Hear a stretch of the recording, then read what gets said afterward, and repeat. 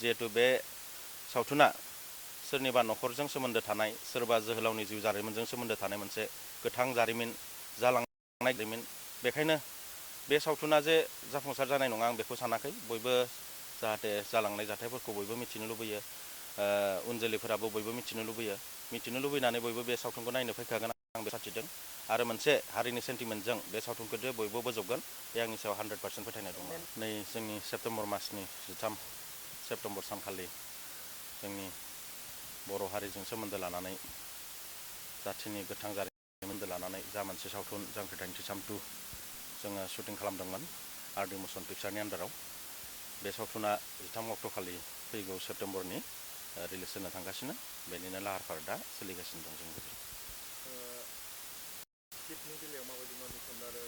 बे प्रिमियार श' बेखौ माबायदि स्टाइलाव खालामना दं सानदों आरो सोर सोर फैगोन बेयाव टिकेटनि बेलायाव होनबाथ' बेहाय मा जागोन बेयो गांसेयाव 200 लादों नामाथाय 200 लादों जानांगौ आरो बेनिफ्राय बेहाय माने जोंनि सावथुनजों सोमोन्दो थानाय गोबां आर्टिस्टफोर नुजाथिगोन बेनि अनगायैबो सावथुनाव बाहागो लायो जेरैहाय जोंनिया दङ मादै सुलेखा बसुमतारी सासे रिनन सिंगार बिथांखौ जों चिफ गेस्ट महरै बेहाय लिरदों बेनि अनगायैबो हेलेना दैमारि फैगोन रियाबो फैगोन बिदिहाय बर'नि गोबां माने मुंदांखा जानाय आर्टिस्टफोरखौ जोंनि नैबे प्रिमियार श' नुनो मोनो मोनसे सावथुन बानायखांनायनि उनाव सावथुना देरहासार जानांगौब्ला बेहाय रायजो राजानि आखाइ नांगौ रायजो राजानि अनसायनाय नङालासै मोनसे सावथुना जे देरहासार जागोन बे नङा बे माब्लाबाबो जाथाव नङा बेखायनो जिहेतु प्रडिउसारा माबा मोनसे गेदेर सिमां लानानै गेदेर मोनसे बाजेट लानानै बे सावथुनखौ बानायदों नालाय जाहाथे सावथुननि जाखिनि खरसा बेयो फैफिननानै उनाव फिन बिथाङा आरोबाव सावथुन बानायफिननो हायो बेखौ नोजोर बोनानै आङो रायजो राजा नोंथांमोनखौ बेखौनो खावलायनो सानो बयबो जाहाथे लैहोर लैहोर फैनानै सावथुनखौ नायफैयो प्रडिउसारखौ हेफाजाब खालामो सावथुन मुलुगखौ दावगानायाव हेफाजाब खालामो बेखौ आसा थिदों आरो लकेसन हिसाबै नोंथाङा नैबे सावथुनखौ बबे जायगायाव लानाय जादों सावथुनाथ' जिहेतु जोंनि जा मोनसे सावथुन बे सावथुन होननानै बुंनो थाङोब्ला बे एक्सुवेलि जोंनि थांनाय समफोराव जालांनाय बे गुबै जाथाय ओंखायनो गुबै जाथायजों सोमोन्दो लानानै बानायनाय सावथुन नालाय बेयाव गुबुन जायगानि लकेसननि डिमान्ड फैया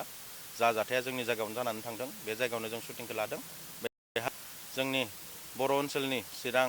बाक्सा क'क्राझार बिदिहाय बर' ओनसोलनि अनगा गुबुन जायगायाव लाहैनाय जेबो सिन नुनो मोननाय नङा आरो नोंथाङा जे गोबां